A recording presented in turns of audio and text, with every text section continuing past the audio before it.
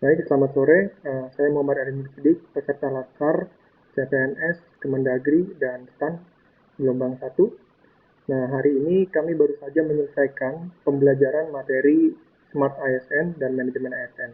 Nah, untuk Manajemen ASN itu diatur dalam Peraturan Pemerintah Nomor 11 Tahun 2017 yang kemudian diubah dengan Peraturan Pemerintah Nomor 17 Tahun 2020.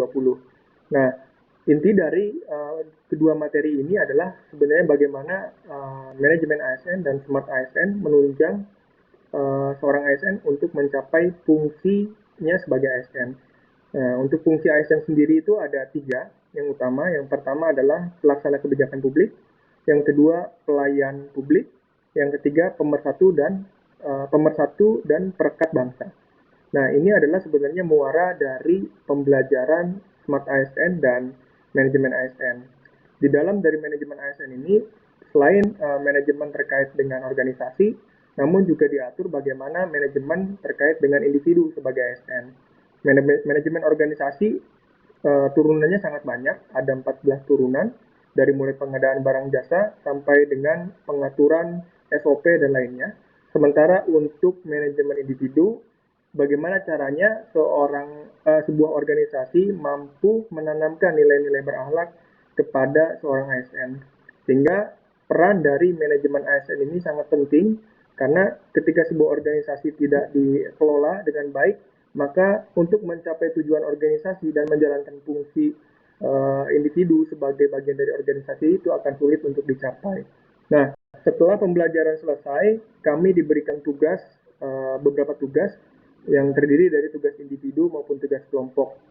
Nah, untuk tugas individunya, kami diminta untuk melakukan identifikasi dan deskripsi terhadap isu strategis yang ada di unit kerja masing-masing berkaitan dengan manajemen ASN atau smart ASN. Nah, dalam hal ini saya mengangkat beberapa isu.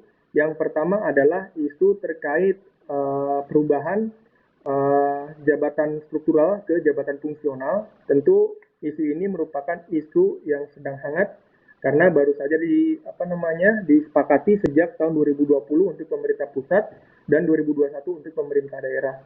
Nah, selanjutnya isu kedua adalah yang terkait dengan organisasi pembelajar.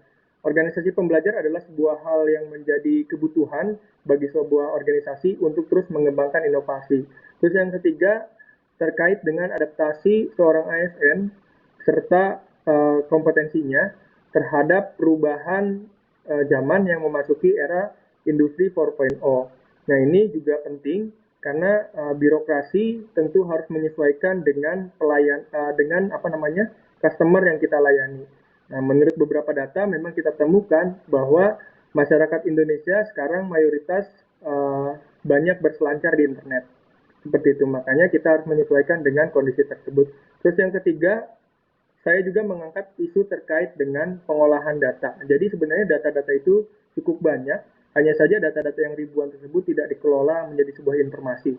Nah, artinya ketika data itu tersedia namun tidak dikelola menjadi sebuah informasi, tentu hal ini tidak menjadi arti apa-apa, karena data ribuan tersebut tidak dapat dibaca menjadi sebuah informasi. Seperti itu. Terus yang ketiga, di sini juga saya mengangkat isu terkait dengan pengisian SKP, pengisian standar kinerja pegawai. Nah, mayoritas memang pengisian SKP ini dilakukan tidak sesuai dengan apa yang ASN kerjakan di setiap harinya. Tentu hal ini berdampak pada tidak tercapainya tujuan dari pengisian SKP sendiri, yang sebenarnya tujuannya sangat baik, yaitu ingin melihat bahwa seorang ASN ini setiap harinya melakukan fungsinya serta melakukan kinerja-kinerja untuk mendukung kegiatan perkantoran atau organisasi. Mungkin hanya itu apa yang telah kami lakukan pada hari ini. Intinya adalah kami diberikan beberapa pemahaman, terutama pemahaman teknis untuk memahami untuk memahami manajemen ASN dan smart ASN. Terima kasih. Wassalamualaikum warahmatullahi wabarakatuh.